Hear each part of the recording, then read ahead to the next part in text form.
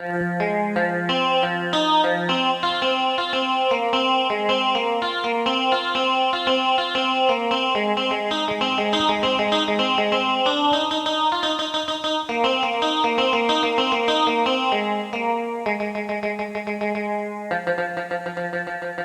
มันเป็นของขวัญสวัสดีปีใหม่กับทุกท่านนะครับ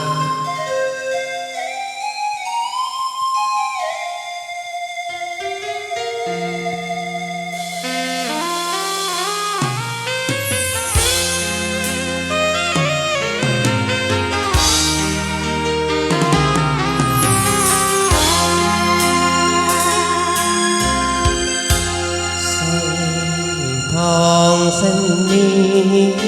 เก็บเงิน3 ปีจึงได้ซื้อมาเก็บไว้เพื่อเป็นของมัน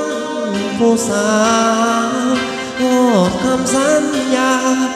ลางานกลับมาบ้านเงาน้ำตาพังใหญ่ผู้ข่าวน้องแต่งงานหัวใจสถานให้มาบอกทันใจเจ้าสัญญาเขาจนตอนน้องเข้ามาฝันง่ายหรือน้ำตาเข้ามาเป็นแขกช่วยงานสวยที่เปลี่ยนมันพอมาเป็นของขวัญแทนใจหากบอกอาศัยเก็บไว้ให้ลูกเนื้อลา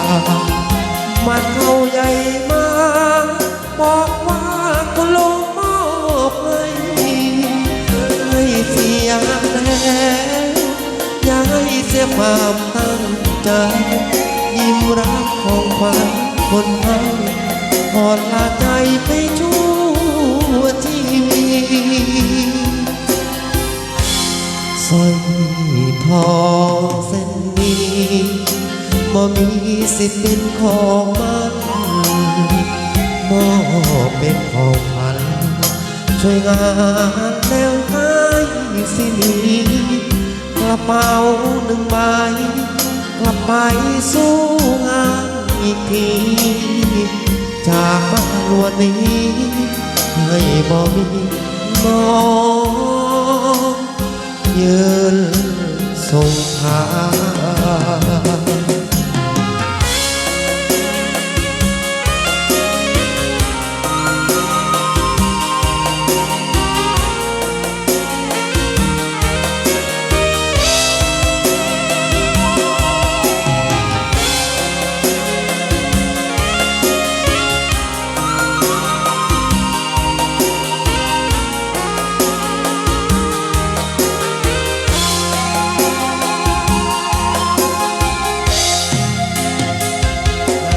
บอกอาศัย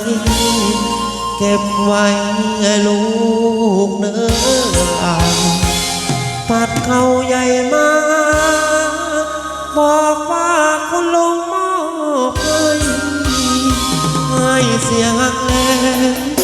อย่าให้เสียความตั้งใจยิ้มรักของฝันคนฟังก่อนลาใจที่ชั่วชี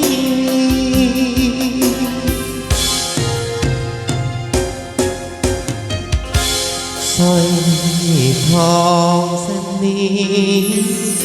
บ่มีสิทธิ์เป็นของมันมอบเป็นของฝัน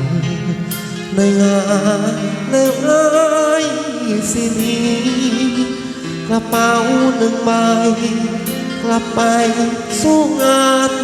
อีกทีกลับบ้านวันนี้ให้บ่มีน้องยืนส่งทาง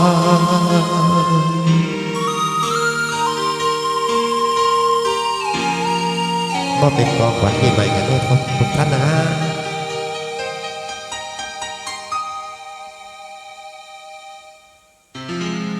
กับเพลงข ของขวัญ